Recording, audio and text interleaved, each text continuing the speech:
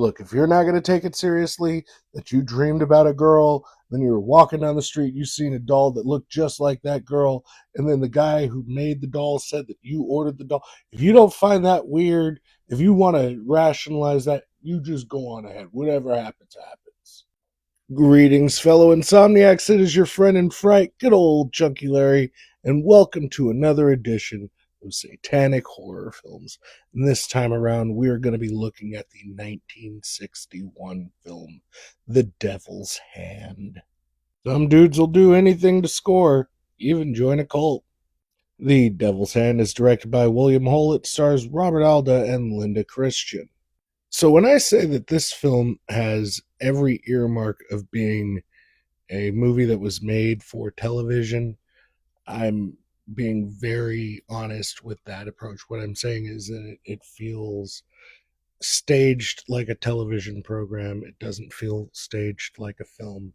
I feel like the stakes inside of the film are very much like a television program where they're easily wrapped up.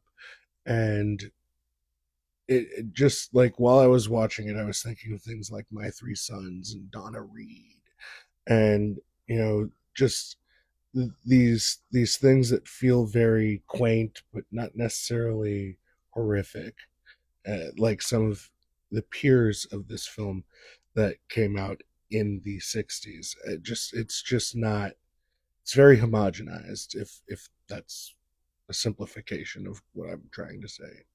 One of the primary points of the story is that the main character is being seduced into this cult, and they are handcuffed by what they can and can't say and how they can and can't say it.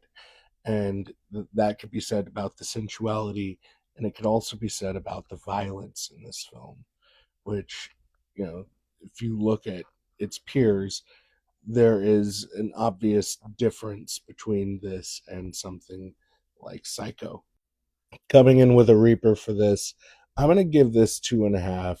I thought it was okay in terms of what the story is trying to tell. It doesn't do anything that's like particularly sensational, but I still feel like it did what it was meant to do, and it told the story that it was meant to tell, and I had fun along that way.